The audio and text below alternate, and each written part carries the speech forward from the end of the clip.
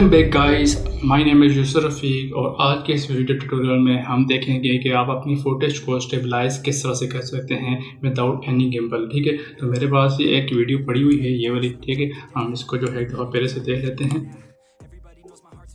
ठीक है, तो यहाँ पे मैं इस वीडियो को जो है वो स्टेबलाइज करना चाहता हूँ, तो सिंपल आप यहाँ से सर्च करेंगे वार्प स्टेबलाइज़र का इफेक्ट जो है। ठीक है, वार्प स्टेबलाइज़र ये आ गया, इसको आप ड्रैग करके अपनी फुटेज के ऊपर छोड़ देंगे। ठीक है, आप ये देखते हैं फुटेज को जो है एनालाइज करना शुरू कर दिया इसने।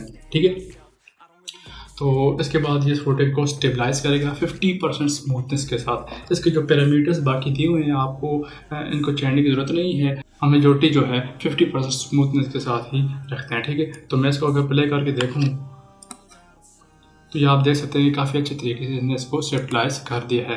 तो मैं इसकी स्मूथनेस को जो है वो 20% तक कम कर देता हूँ। ठीक है, अब ये फिर से स्टेबलाइज करेगा और शुरू से देखते हैं। तो ये आप देख सकते हैं कि इसने फुटेज को स्टेबलाइज कर दिया। ठीक है, मेरे पास एक दूसरी एग्जांपल है इस फुटेज की, इसका स्केल काफ़ी बड़ा है। ठीक है, तो मैं इसको रीस्केल कर देता हूँ, इतना ठीक है। तो मैं इसको अगर प्ले करूँ तो ये आप देख सकते हैं कि इसमें काफ़ी जो है हल्के शेक्स आ रहे हैं। तो मैं इसको ख़त्म करना चाहता हूँ, तो मैं क्या करता हूँ कि यहाँ पे राइट क्लिक करूँगा, टाइम मैपिंग में जाकर स्पीड के ऊपर क्लिक करूँगा और इसकी स्पीड को जो है वो मैं कम कर देता हूँ। ठीक है, मज़ीद कम, इतना ठीक है। ठीक है, क्योंकि मैंने इसका स्केल जो है वो रीस्केल किया था, तो अब मुझे इस फुटेज को नेस्ट करना पड़ेगा। उसका क्या तरीका है कि आप राइट क्लिक करेंगे और नेस्ट कर देंगे ओके। ठीक है, तो ये जो ग्रीन कलर में कन्वर्ट होगी, इसका मतलब है कि आपकी फुटेज जो है वो नेस्ट हो गई।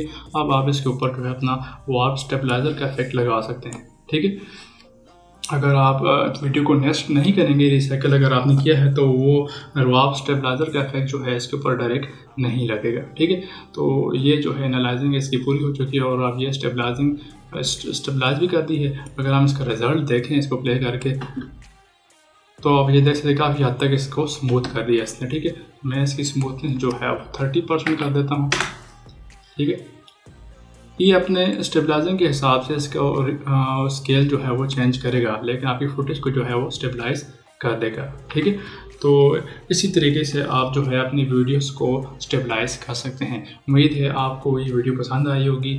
अगर आपको ये वीडियो पसंद आई है तो लाइक करें, कमेंट करें, शेयर करें और इस चैनल को सब्सक्राइब करना ना भूलिएगा। मिलते हैं अगले वीडियो में।